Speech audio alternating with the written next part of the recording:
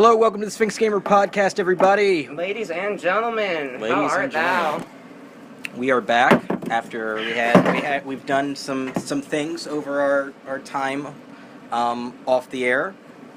We've done thrifting. We've gone to many thrift stores. We've gone to many Goodwills. We've been to ZapCon. In fact, today was the last day of ZapCon and our very first time being there. And we're recording this almost just a couple hours afterwards, so we're going to talk about that. But basically, how's everybody doing? Oh, well, I hope everyone's doing great. I hope a lot of people who went to ZapCon recognize this. ZapCon is in our arcade pinball convention. It was this weekend, and we had the opportunity to play and try out lots of arcades, games, and pinball machines, and it was fun. It was good money. Yeah, it was like Nickel City 2.0. Free to play. They were all set to free to play, and one day's pass was $25, and we had a blast. In fact, we even recorded some footage. We got pictures and videos that are going to be coming online on the YouTube and onto the site very, very soon. Yeah, we tried to get a lot of the obscure, the games that you may not have seen or possibly even read about. What was it, Polybus? Polybus was there. One of the recreations of Polybus that you've read so much about. Well, $120,000 they wanted. $120,000 they wanted for that machine, and it had a Whopper bumper sticker on the side of it. Yeah. It was remember what it was like the Whopper versus the Quarter Pounder with cheese or something like that, and something like that. Whopper won. It wasn't part of the original art. Yeah, that was like back in like 80s, like before I was even born. So yeah, people there from all across the state of Arizona, maybe even beyond, brought their machines, and very nice of the donors to allow us to all to play them and enjoy them. Some of them are for sale, some of them weren't. But we're both not in a position to buy, and plus the studio isn't big enough to even house one. So yeah, right. we don't need them. It's either a pinball machine or a sofa. So yeah. Yeah. No, I believe it was last episode. I was talking about how I really hope that the Walking Dead pinball machine is there, and it was. Yeah. I was enthralled. I was lucky enough to register early, so I got to be there an hour early. So I got a little bit of footage of just sort of a complete list of every single pinball machine, and it's not very comprehensive. I only had about 22 minutes of recording time on my memory card, but it's a generalized list, just so that everyone could get a good idea of everything that was there. But yeah, I got to play the Walking Dead pinball machine. Totally worth it. Totally worth it. If you're a Walking Dead fan, you'll really like it. It has a lot to do in it, as such modern machines do, such as the Avengers, the Batman movie, the Batman Begins. I believe there's even a new Indiana Jones one, but no, that wasn't there. But it had a lot to do. Oh, the Super Mario machine. You were a fan of the Walking Dead one. You were picking out the stuff on the board there in the machine from the TV show, so that one really connected with you. That's right. It's kind of neat. They have the one of the bonuses is the bicycle zombie from season 1. There's the big waterlogged zombie from the well from season 2.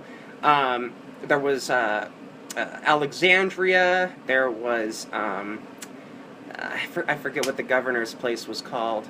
Woodbury, I believe. It had Woodbury. I mean, it had a lot of good inside references. Except for the fans of the show. Yeah, if you're not a big fan, you probably won't get it. But it was creepy enough. It was cool enough. And I was very happy that it was there. I was very happy that I got to play it. I think a majority of them were actually given away in contests. I'm not quite sure if you can buy them new. I mean, I'm sure you can, but yeah, I missed that boat.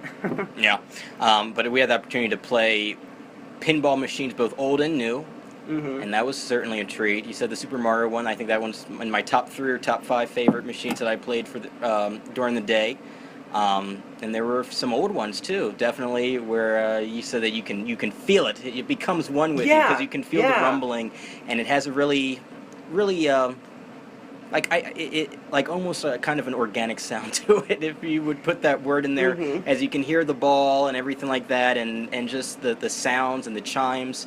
It's very, it's very, you know, Zen. different, very zen, yeah. Like you could literally like close your eyes and play pinball just the way that it vibrated when you got a point. And they're simplistic. Yeah. And Yeah, they're it was simplistic really compared to simplistic. the other ones where there's lots of stuff going on screen, and then you've got the LED screen in front of you that's flashing and stuff like that. So, you know, the older ones are simple, and I enjoyed the Airstrike one or something like that. Yeah, And yeah. there were other older ones too. Some worked better than others, but It was nice because it was more of a game of skill rather than pure chance. You know, I mean, I know a lot of pinball machines have a certain skill aspect to it, but these ones were just it was simple, and that's what made it fun. You know, one of them was bowling. You know, all you had to do was spin it through based the off strike of zone. a bowling Yeah, alley, and we got video of that, which is pretty cool. The balls kind of lined up as you kind of scored points. I don't know. I watched you play it. I didn't play it myself. But That it's was just probably one of my favorite machines, actually. just the goal of it is just to shoot the ball, hit it, you know, try and get the points, and that's about it. You don't have to worry about going up ramps and going, you know, trying to get into the hole and crap like that. All it is about, you know, shooting the ball, having fun. Yeah, and not there weren't even top scores. It didn't even record it. It's just You that had simple. to At the top, record you it. just have the your number, your score right there, and then when you leave and someone else, you know, enters up, it resets to 0. That's it. I imagine back in the days of like the malt shops and things like that, when they would have those types of machines, you know, the owner, the procurer having a book behind the counter to record scores. Those are unique days. It was very. Come and get yourself a great cheeseburger and a milkshake. You know, now of course today we've got not a whole lot. You know, there are some bars that have pinball machines and arcades. Yeah, But, yeah. you know, it's different. I was disappointed they didn't have the newer Indiana Jones machine, not the fourth Indiana Jones, but the Raiders of the Lost Ark one. They had two versions of the. They had two versions. I think it was what's the third one? Last Crusade. I think it's the last. They just Crusade. had Indiana Jones: The Pinball Adventure. That was the there version it was. and they missed out the Monopoly one that you played. Yeah, I was hoping they had the Monopoly one, but You played it before at some. yeah, other they amusement actually park have it. around here. Shameless plug. They have it at Golfland. Monopoly is probably one of my favorite pinball machines ever. But yeah, they had the was it the? They had some other cool stuff. Would you spent more time playing pinball than you did on the arcades? Oh, absolutely. I mean, you know, like I didn't really want to, you know, spend $25 just to play games that I could spend a quarter on just about anywhere. It's free to you know. play. Even though they're like kind of old and obscure, you can still find the basics because they made so many of them. Or have remade them so many times that you can play them on today's consoles. Galaga and Asteroids and Pac-Man and which I admit I played all my favorite arcade games. I had to. When you got the stick there in the actual arcade cabinet for me, you can't pass it up. Even though, again, because of the remakes, I'm much more used to shamelessly using a controller to play these games than an actual stick and button.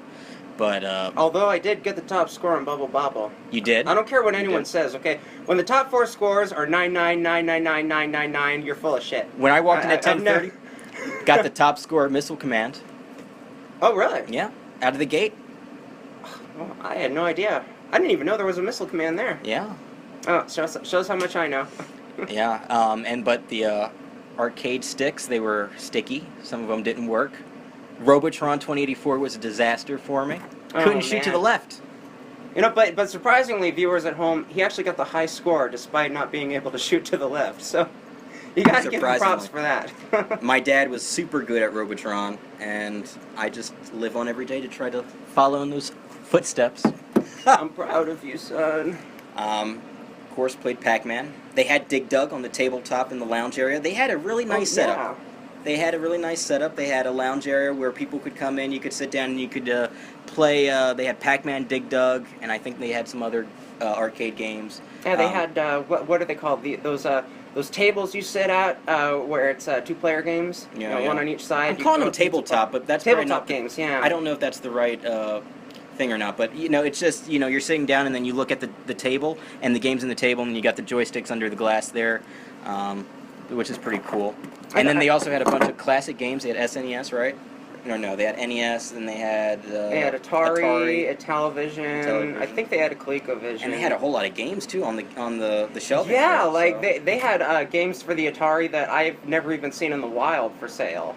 And our feet were hurting us like bitches. Oh my gosh! And it's nice that they had beanbags there, so you could sit down, you could chill out, you could play some classic games. E.T. Yep, they had E.T. Mm-hmm. Play some E.T. and Mega Man. It warmed my heart though. They had all these beanbag chairs everywhere, and there was this nuclear family of 6. Nuclear family, because it reminds us of the posters of a happy family of all just sitting together. Yeah, remember the old ads for Atari and Nintendo, the whole family sitting around, everyone smiling, The American dream, the happiest American family. E.T.'s on the screen and they're still smiling, and very, very unrealistic, but... Behind us, people are just sitting with bags of McDonald's, just taking a break from the day. But it was refreshing to see, to see a family sitting around and having fun on a very simple system. I believe they were playing Pitfall, and it reminded me of when I was a child, and I would play with my father and my sister on the Atari on our little black and white screen television. I think we needed an event like this. I think this ZapCon was a gift to the Valley of the Sun. I think as for gamers, for people, since it's such a social activity, and again, having fun with your family and all, these games are just so social. It worked so well. It worked so well. Everyone was really kind, really courteous. It's like if you were waiting for a machine. People were checking behind their shoulders to see, should I give up this machine or can I keep playing? And I thought that was really courteous of people. People weren't just standing there hogging a machine all day. People were considerate, and especially of some of the popular ones, Avengers, which there was always a line for, Super Mario Brothers, Star Wars, Batman. Those are some of the ones I think off the top of my head. And then Metal Slug. Metal Slug. Yeah, just there were lines, and people just, after you were done, you just, went to the back of the line, you went to play something else, because there's hundreds of stuff there, so it seems, that you just cycle through, and always something to do, and I was a little disappointed with the way that they approached the tournaments. Yeah. Though. Yeah. They had this in the schedule. They had like a pinball tournament, and they had like a Tetris tournament. And they had Marvel vs. Capcom 2, and they had another SNK kind of fighting tournament. But they didn't have a main stage like you would expect it to, or what you would appreciate really. Going up, chilling out, watching something being played on a projector screen, and sitting around and watching it. Instead, they had these kind of tournaments at the actual arcade or pinball machine kind of area out on the floor, and it made it almost impossible to stand there and watch or to find it in the first place, and that just sucks, Yeah, we wanted to watch. I thought it was going to be a lot more like, like say Super Smash Brothers tournaments or Awesome Games Done Quick, where they're huddled around a projector and you got kind of an audience, because I mean that's really when you're good at a video game. That's kind of the joy in it, is you want other people to see that, to know that, acknowledge that, even if they don't know you personally, they can be like, like Harry Dude 42069 is awesome at Marvel vs. Capcom 2, And we didn't know, because I didn't even see it. I didn't even see it happen. They did set up a place in the corner aside for the pinball tournament, but I think when I walked by, they weren't even projecting it on the TV screen. You could just sit down if your feet hurt, and you could just watch, but you couldn't really go behind the desk to watch the tournament. So, whether it was for feasibility issues, they couldn't do it, or whatnot. This is their third year. Maybe next year they might. Come out with an even bigger space. It certainly looked like it was successful. There was a whole lot of people there this time around, a whole lot of exhibitors there as well. So certainly there is interest, and I think this is something that's going to grow. So maybe in time we'll get a main stage or a main area where we can all sit in our beanbags and watch folks just play. That would be amazing. That would be nice. I'm surprised that there isn't an arcade like that around here. Beanbags, multiple systems to play on, maybe even like big screen TVs you can rent out. They have the Endgame Bar, which is down in Tempe by ASU, off of Mill, which is... really? I thought that was a sports bar. It's a video game bar. Really? Yeah. You can sit up at the bar on your table, and you can drink a beer at the bar, and you can play video games. Modern games, and then also in the back they have classic games. They have a Genesis, an SNES, multiple SNESs, I think. Last time I was there, yeah, they have plenty of games. Wow. And plus they've got they do Twitch broadcasts. They No show way. them on the TV. So no matter where you are in the bar or in the area, you can chill out, watch the main TV screen no matter where you are at, and watch a Twitch broadcast. Well, I think I know where we're doing our next live broadcast. Yes. I think it was only. I've been thinking about it myself to get in contact with those guys and see. Gosh, You know, I had no idea. Are they hiring? we're having a production meeting right here on our show. But yeah, we'll see what we can do. Yeah. It's certainly a very pumped up place. I think apparently they had an official after party at the end game, which we weren't invited to, or we left early. Yeah, well, Who knows? we're too cool for that. We're too cool for that. you We like to go there by ourselves. Yeah, that's right. I put on my pocket protector one sleeve at a time, just like everyone else. Indeed. And we woke up early on a Sunday, and we had an amazing day. Amazing day. What was your favorite thing of this convention of ZapCon? Arcade, pinball, whatever. Well, definitely breaking my old high score on Puzzle Bobble was a crowning achievement. AKA Bust a Move for some of Bust you a young move folks. for the Americans. Yeah. Or the Japanese. I stood there for over a half hour, maybe even 45 minutes. I have 20 minutes worth of video, plus a couple minutes more of your final score, which I'll upload in full, and some other pieces I'll work something out. But you did amazing. Yeah, it was like 6.3 million points. You want to know how to get the high score in Bust a Move? You watch your video. You watch her at work. It's amazing. This is my crowning achievement. I think it was back in 2005. I lived in a little town in Northern California that had Shakey's Pizza. If you've ever had the joy of eating a Shakey's Pizza, but they had a Puzzle Bobble, and I think I had like just a hair underneath 3 million points, and I held that record for 6 years. Every now and then I'd go into the Shakey's Pizza and just rekindle that old flame, the glory days. Oh yes, those were good times. But one day I walk in, and some son of a biscuit beat my high score by 100 measly points. 100 measly points. Pissed. And that's when my family disowned me. The day you ordered a full pizza pie and a Coke, and you got back to work, huh? That's right. Shaky said, "Get out. We don't like your kind here anymore." Kind being a loser. I think my favorite thing of ZapCon, I don't know, the whole convention was such an interesting experience. It's something I call it a gift because it's something that something that's so awesome. There's no stores or any places around here where you can go in and you can play pinball and, arcade machines and everything like that. That's all set up for you, which is awesome. So what was your favorite machine, and what was your least favorite machine? I wish I had a chance to play Gauntlet. There was always a line for Gauntlet. There was. But Gauntlet is an amazing game. My least favorite was...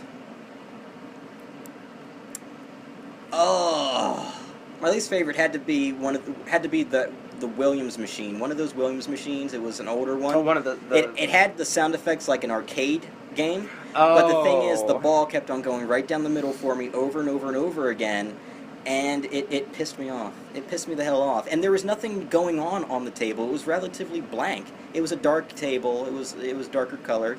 And I didn't like that at all. I know which one you're talking about. Yeah. It was the one that had the police lights. It was like red, blue, and green, or something. I can't remember like it because it was so bad. It was really bad. Yeah. I think I played it, and I'm just like there, and like I think I lost one ball, and I'm like. You walked away. I'm so unstimulated. I just walked you were off. bored. And it was that bad. I've never played a pinball machine that is boring. Yeah, even free play. Like if I had paid 25 cents. 25 cents for 3 balls, I still would have walked away. You would have been pissed. This is It's not worth it. Not worth your time. There's nothing going on. You got the same sound effects going over and over again. No matter how cool of an arcade game they kind of remind you of, there's just there's no lights to kind of direct you. There's nothing happening on the board that's very that draws you. And once you want to hit the ball up it was just stupid, or it was boring. And that and a few other machines were those kind of machines where they kind of digitized the score, and they added some lights, but they still had the old chimey sound effects. Like those. And there still wasn't a whole like the bells. Yeah, and there still wasn't a whole lot going on. Yeah. But it has such a unique.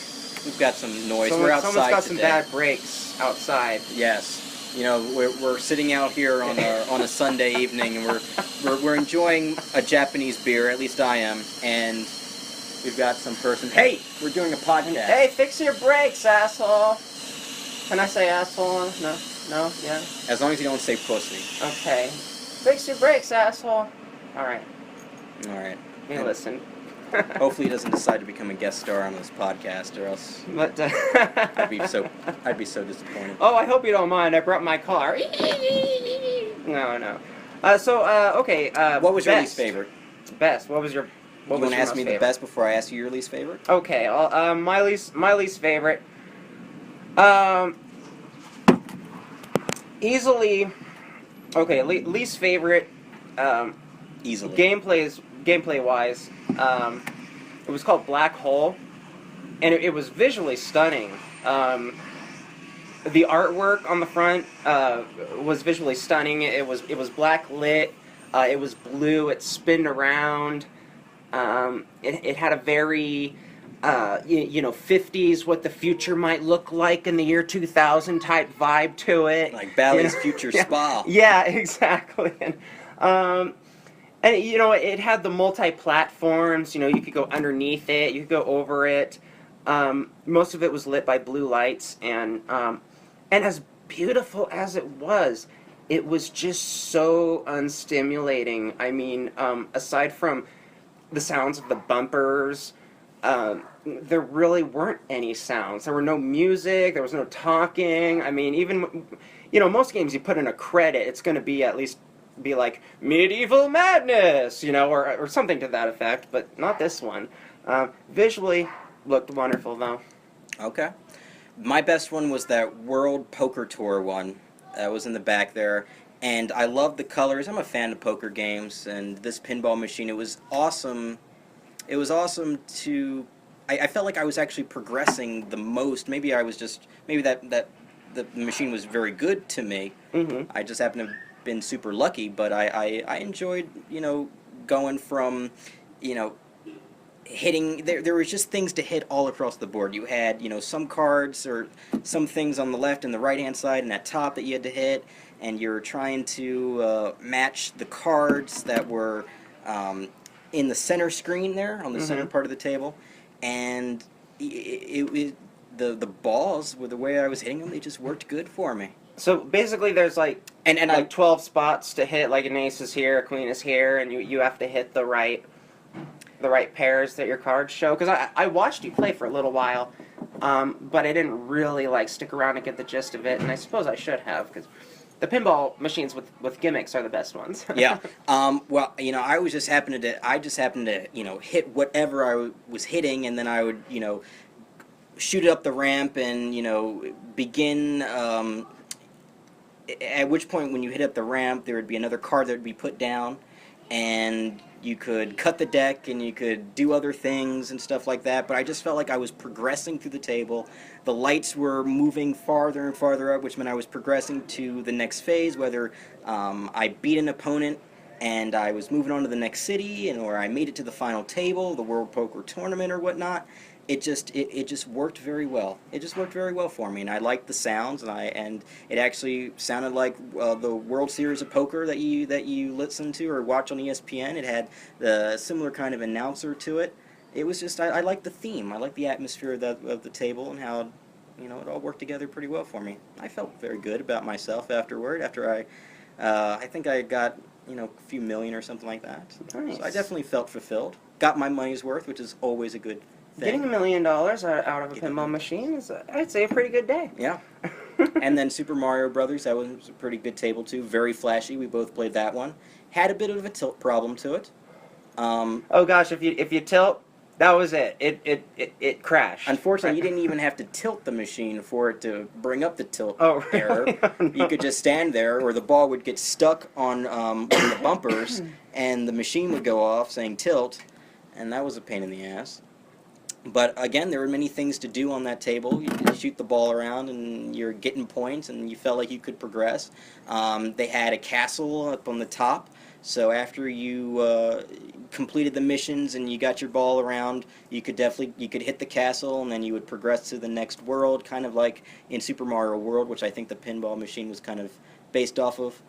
Because you had in the bottom right, you had Castle 1, and you had through Castle 7 or 8 or something like that, and it looked like Super Mario World because you had Yoshi's Island and stuff like that in the artwork on the top. I noticed that even though like the font and like the graphics on the side were obviously Super Mario World, Yeah. the image paneling on the front was from the Mario cartoon show. Yes. The Super Mario Power Hour or whatever they called it. Mm-hmm. So it makes you think maybe it was around the same time. Yeah, It was I'm not even that big of a fan of Mario, but that was actually a really well done machine, especially for its age. I mean, I think it was like 92 or something. Yeah, like that. 91, Yeah. 92. It was an older machine. And but it was right in the same row as Star Wars and the 2 NBA tables. Yeah, yeah. You played NBA. I played NBA. I know nothing about It's basketball. an official NBA license. Yeah, it product. actually had the holographic sticker on it. Yeah. You know, talk about swag, right? Talk about swag. Um, I played Star Wars, so that was pretty fun. Yeah.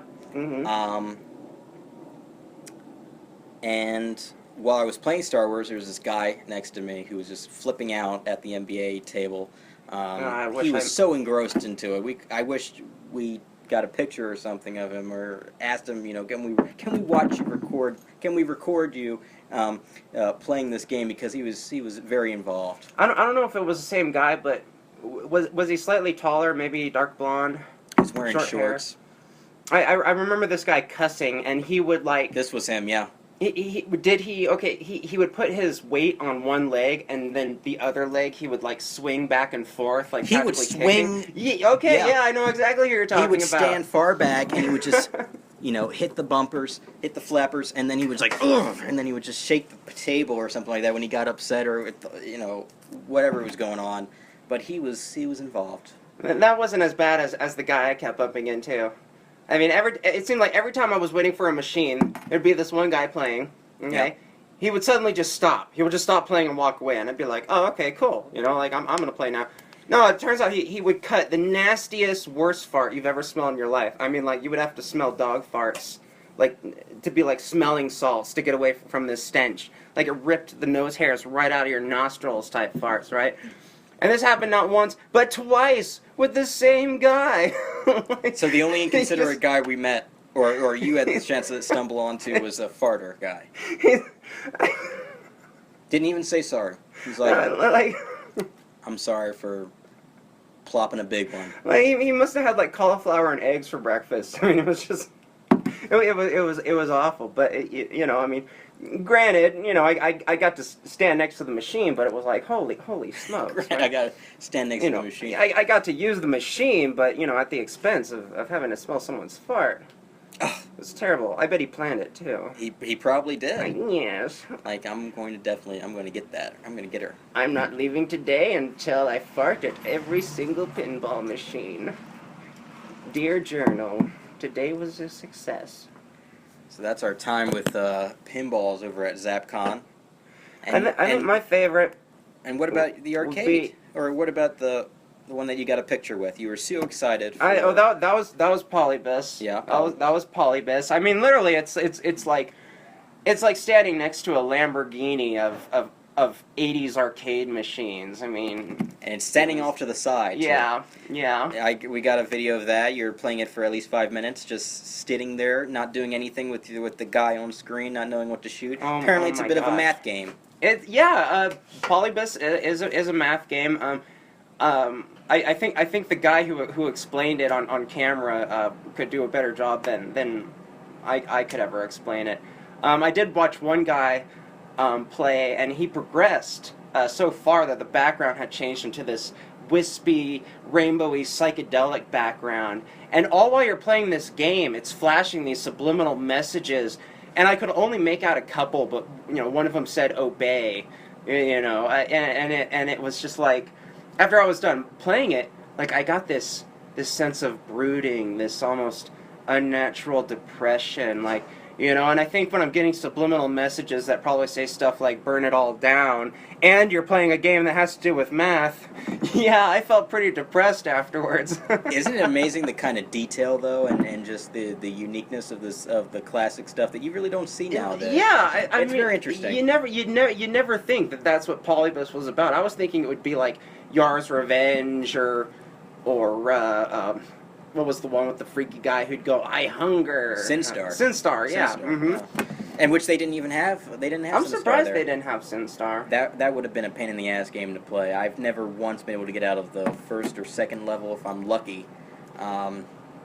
It's intense. I did play Asteroids though. I did get pretty far in Asteroids. Yeah.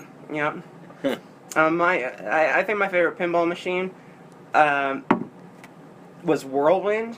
Okay. Simply because it was easy to play.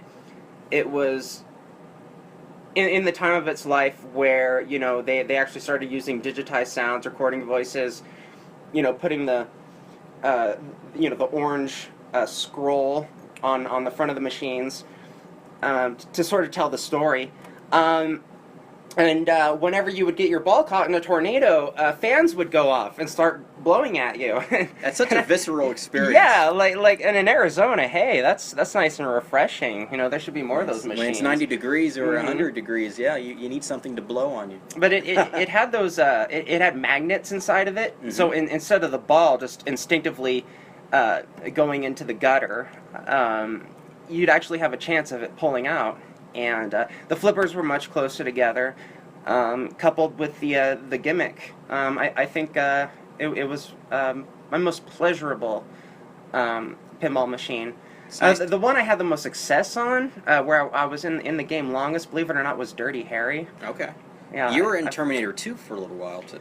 Yeah, I played a lot of Terminator 2, and I don't know what kept me in there. I think maybe because I'm a big Terminator fan. But that game was just licking me. I mean, it was ruthless. Yeah. It just didn't give a shit, Terminated, right? And it bugged me too because the Terminator kept saying "get out," but it wasn't him who said "get out." It was the T-1000. It was Robert Patrick. So okay, that was a little pet peeve about it, but I really got into it. But that I too really had wanted to a conquer very it. unique feature to it too. Once you got your ball into the cannon, you could activate multi-ball by aiming correctly and hitting one of the targets. Oh yeah, that was really cool. Yeah, you could load your pinball into a cannon, and you would shoot one of the normal colored bumpers that when you hit they retract. And if you shot the right lit up one, you could activate your multi-ball. But it was weird because sometimes they had like 3 shots, Yeah. and they expect you to hit all 3, and it's like it's like the span of 4 bumpers. Like, how am I going to hit this? Yeah, there must be I some don't trying know. to trick or something like that they. Maybe you're supposed to do it over and over again. Maybe it gets progressively harder, get multi-ball as you progress. It's nice to play a pinball machine that has a purpose. God, if that game got any harder. I think you would have stayed there all night, man. Yeah, right. I got multi-balls. They were coming at me like no one's business.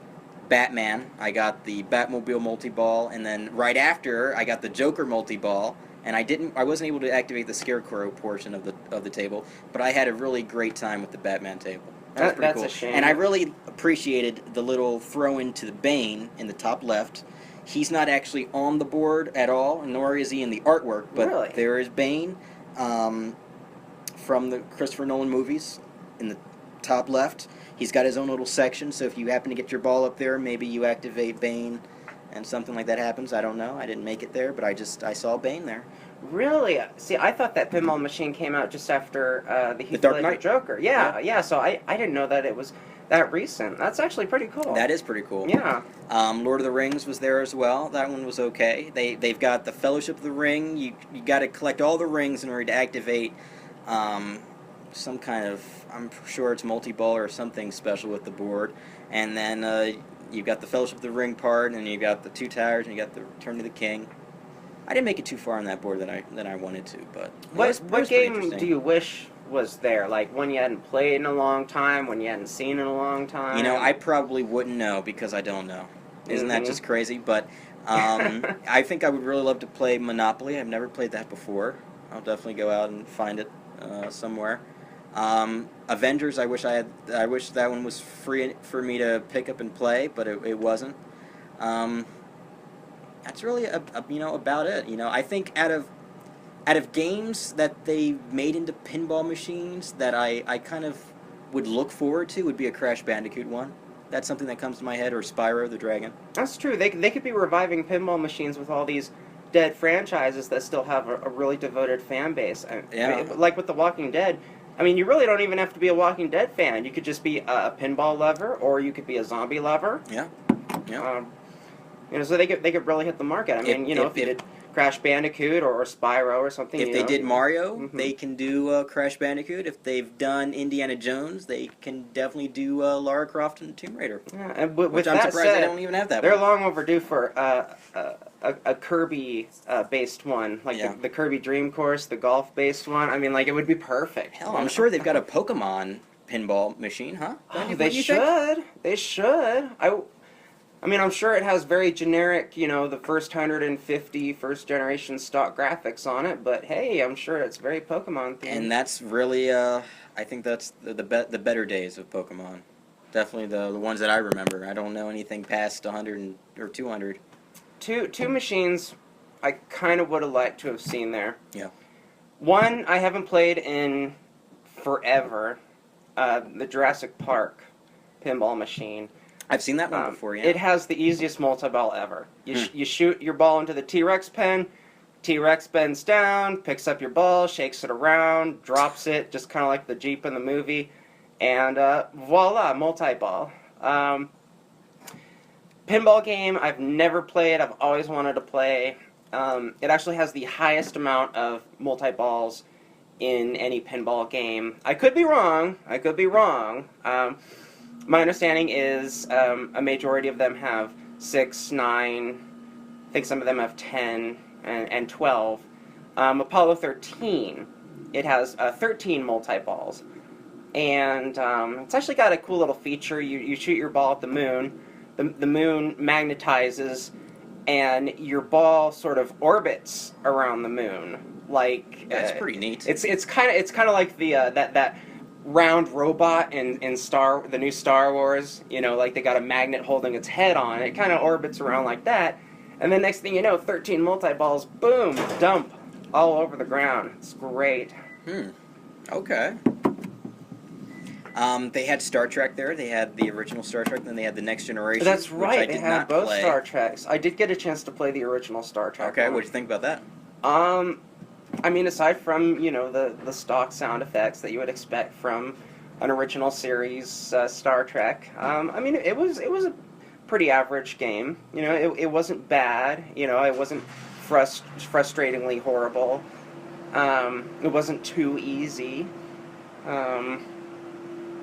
Yeah. There's two kinds of people. People that play pinball and they love pinball, or those that will play pinball because they are in touch with the theme of the pinball table. Yes. Or they bring it over, or they come over by the name.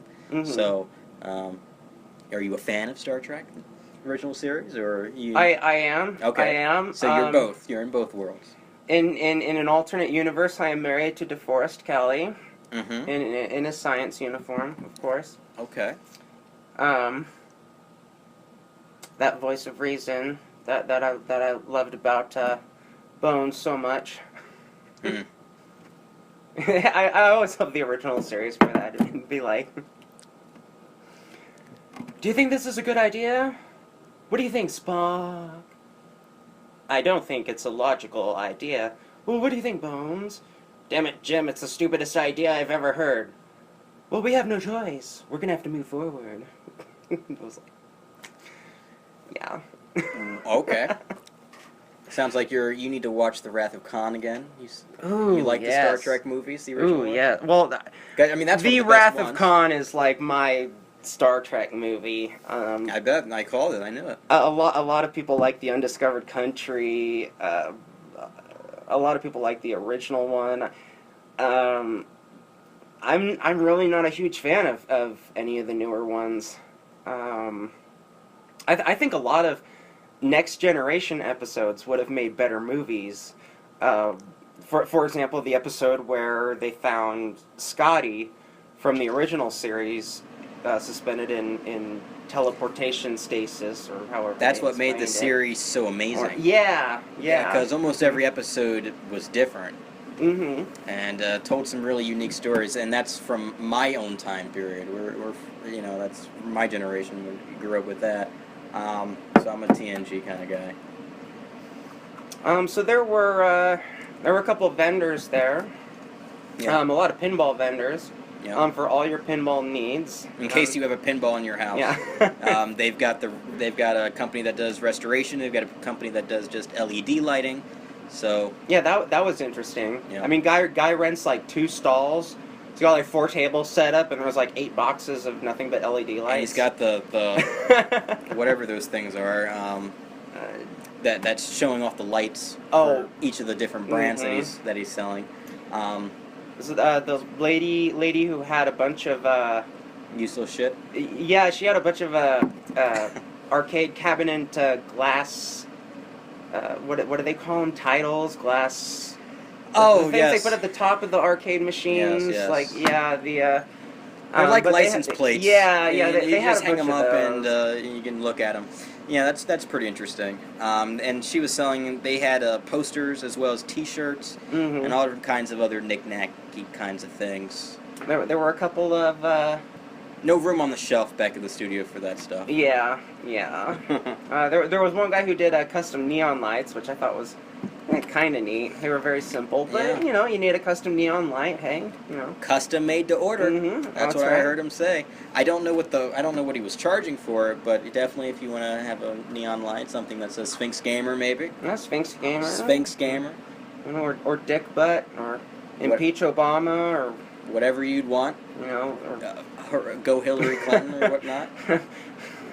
Does jet fuel melt steel beams? I mean, you can put anything on a neon light these days. Yeah, all power to them. So that was ZapCon. Are you ready to move on to our thrifting adventures, or you have anything left to say? No, I had a really good time. It was almost like an interactive museum. It was. There's really a lot of modern gamers today, and I mean I'm talking like born in like the late '90s.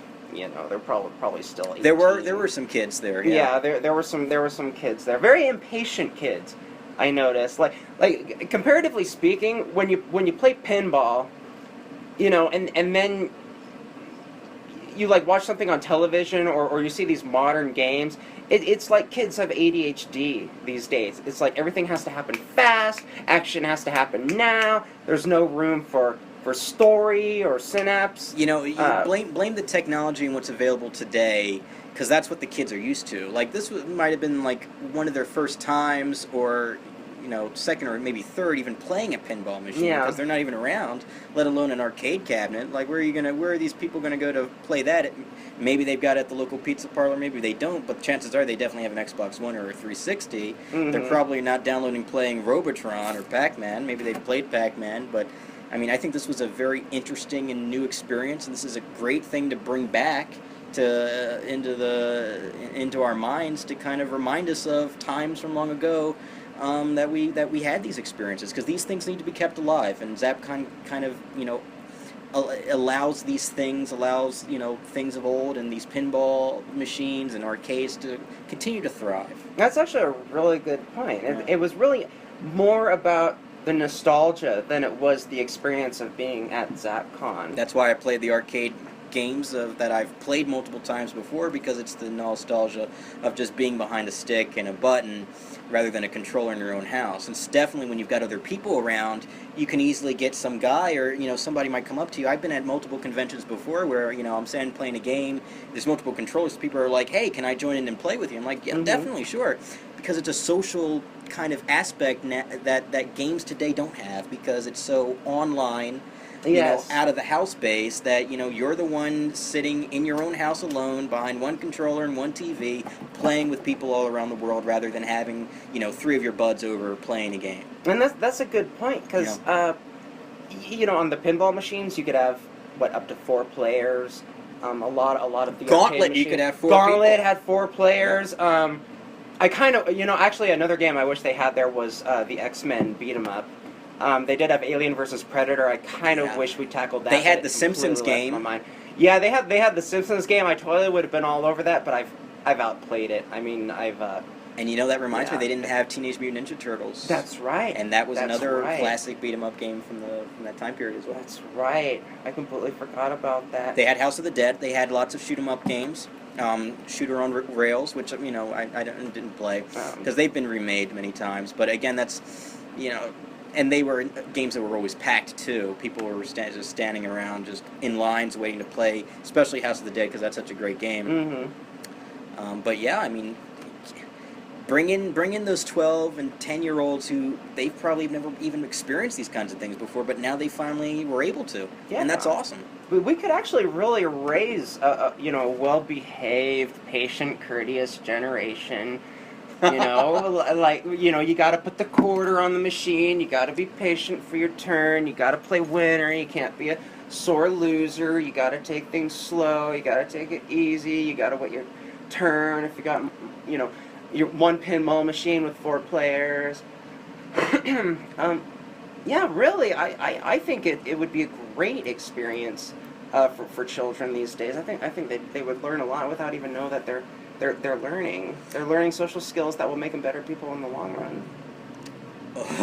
Yeah, it's the games, and then then they'll be then they will be exposed to all that, and then But there's also, different play styles as well, which is why, some people buy Call of Duty just to play the multiplayer, not the single player, because maybe all they care about is that action kind of stuff. Mm-hmm. So maybe it all depends on the play style of, what you're into. But definitely, when you experience pinball in arcade, you get to experience a whole other side of gaming that, you may have never experienced before. So. Absolutely. And that's what ZapCon, did for us. Reminded us of, gave us a chance to indulge ourselves in an older time.